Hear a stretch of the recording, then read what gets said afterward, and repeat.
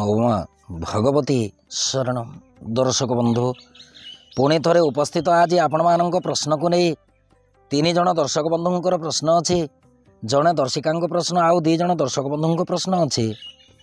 दर्शिका जनक जो प्रश्न रखिंट तांकर प्रश्न रही धनु लग्न निमंते पंचम भावर अधिपति द्वितीय घरे मकर रे उच्च मंगल एवं द्वितीय अधिपति पंचम रे नीच शनि गृह परिवर्तन रहिबा भल कि नुहे से विषय किसी कहतु।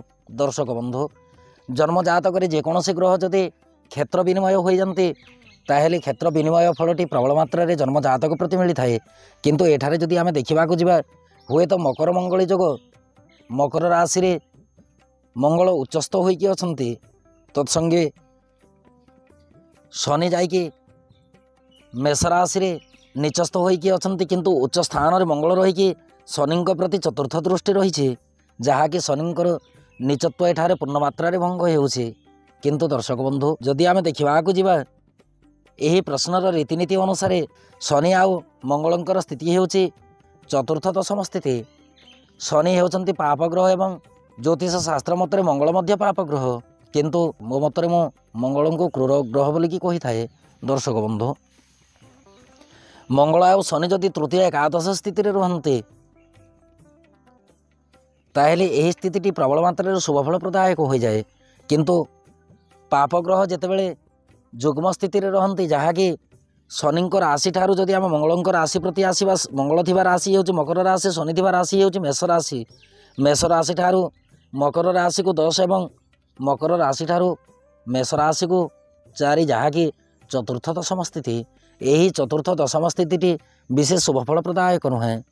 द्वितीय प्रश्न ग्रह माने जितेबले बक्री किबा मार्गी हुंती केउं समय केउं प्रकार जंत्र लेखन कले जंत्रटी शुभफल प्राप्ति होता है एवं अभीष्टपूर्ण होता है दयाकरी मार्गदर्शन करंतु।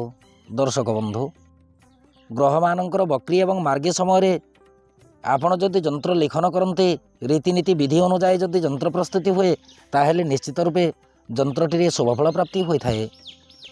जेतेबेले गोचर रे शनि मार्गी अवस्था आसी जो राशि भी शनि मार्गी अवस्था गोचर करुँच विशेषकर मकर कि कुंभ राशि होइथिबो वृष राशि कन्या राशि कि तुला राशि होइथिबो आउ एही राशि जितेबले शनि बक्री ठारू ठीक मार्गी अवस्था को जाउथिबे सही समय आपण शत्रु विनाश करिबा पई शत्रु को निज पक्ष को अनुकूल करिबा पई शत्रुर शत्रुता को मोचन करिबा पई शत्रु मोचन जंत्र प्रस्तुति करिकी धारण करिकी निश्चित रूपे शुभफल प्राप्ति करिबो। द्वितीय सत्र शनि जेबे बक्री होइतंती दुई बंधुंक मध्य किंबा दुई प्रेमिक प्रेमिकांक मध्य जदि विद्वेषण उच्चाटन जंत्र प्रस्तुत करा जाए ताहेले सही समय सही जंत्रटी अमृत तुल्य फल प्राप्ति करिथाए। तृतीय सत्र बृहस्पति बक्री हेबा बेले भूमि जमीबाड़ी सी जहाँ कि भी होना कहीं जदि न्यूनता कम करने जंत्र लिखापी आप चाहते अन्य कौन जन जदि आपणकर जमीबाड़ी को लेकिन अशांति सृष्टि करुचे आपणकर जमीबाड़ी उपर को लेकिन आपणकर जमीबाड़ी को लेकिन जदि कौन प्रकार कोर्ट कचेरी मामला अच्छे ताहेले यही जंत्रटी आपण अमृत तुल्य फल प्रदान करिवो। दर्शक बंधु जेतेबेले बृहस्पति गोचर में बक्री अवस्था रही से समय आपण भूसंपत्ति प्राप्ति करने जंत्र लेखन करिकी धारण करें जहाँकि आपण अमृत तुल्य फल प्रदान करिवो। चतुर्थ सत्र जेतेबेले बृहस्पति मार्गी होइथांती भूसंपत्ति प्रभृतिर वृद्धि पाई तथा सामाजिक प्रतिष्ठा निमित्त करा जाइथिबा जंत्र रे सद्य फल प्राप्ति होइथाए। पंचम सत्र मंगल जेतेबेले गोचर रे मार्गी होइथांती जस मान प्रतिष्ठा कौन से वस्तुर आयोजन संयोजन संगठन निमित्त करा जंत्रटी रे सफलता प्राप्ति होता है। यार विपरीत मंगल जदि बक्री होइथांती बक्री हेबा समय सभा कार्य को भंडूर करने सैन्य मान इतस्तत कराइबा सामूहिक कार्य विघटन प्रस्तुत करने जंत्र उत्तम कार्य करिथाए। ठीक यही समय जदि जंत्र प्रस्तुति करिकी प्रयोग करा जाए जंत्रटी शुभफल प्राप्ति होता है।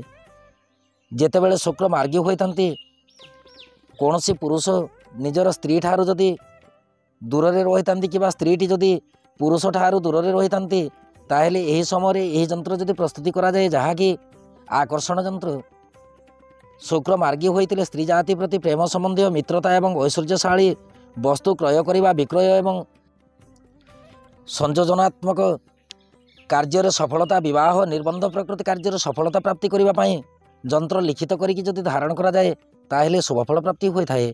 विशेषकर प्रेम विवाह को विवाह रे परिणत करने यही यंत्रटी अमृत तुल्य फल प्राप्ति करे। शुक्र जदि बक्री अवस्था जन्म जातक रही ठीक से ही समय गोचर स्थिति से ही राशि अवस्थान करती गोटे माँ जदि गर्भावस्था कष्ट अनुभव करुँच बारंबार शिशु जन्म होती मृत्युवरण करुँच बारंबार संतान जन्म होती नष्ट हो जावार आशंका रही है जन्म जातक जदि संतान नाश जोग थाए ताहेले शुक्र जितेबाला बक्री समय रही थे ठीक से ही समय संतान प्राप्ति निमित्त संतान गोपाल यंत्र धारण करिके शुभफल प्राप्ति करें। बुध जदि मार्गी अवस्था रही से ही समय जशमान प्रतिष्ठा परीक्षा सफलता प्रतिद्वंदिता परीक्षा जयलाभ प्रभृति यंत्र प्रस्तुति जदि करा जाए ताहेले अत्यंत शुभफल प्राप्ति होता है। जन्म जातक बुध बक्री अवस्था थे और गोचर जदि बक्री अवस्था रही से ही समय आपड़ जदि कौन प्रकार प्रतिद्वंदी कार्य जोग देवाई चाहती कौन आईन अदालत कि राजनीति कर्म जदि योगदान देवाई चाहती कौन धार्मिक अनुष्ठान न्याय निष्पत्ति जदि आप नेतृत्व लाभ करने चाहती ताहेले बुध बक्री होगा समय आपण यंत्र प्रस्तुति करिकी फल प्राप्ति करें। जहाँकि बुध बक्री होइथिबा समय जदि अन्य व्यक्ति आपण को बारंबार ठकु थाए बारंबार अपमानित करू थाए बारंबार आपण को पथभ्रष्ट करने जदि प्रवृत्ताई थाए ताहेले आपण यही यंत्र प्रस्तुति करिकी अत्यंत शुभफल प्राप्ति करें। जहाँकि सुरक्षा प्राप्ति यंत्र। दर्शक बंधु ये थिला दी जन दर्शक बंधु प्रश्न। आउ जन दर्शक बंधु प्रश्न रखिछंती ग्रह मानकर बक्री एवं मार्गी हेबार समय ज्ञान विषय वस्तु उपरे कहिबे। दर्शक बंधु यही विषय वस्तु नहीं कि पुणी थरे मु आपण मानक सहित साक्षात हेबी एबे अनुमति दियंतु। नमो भगवती शरण।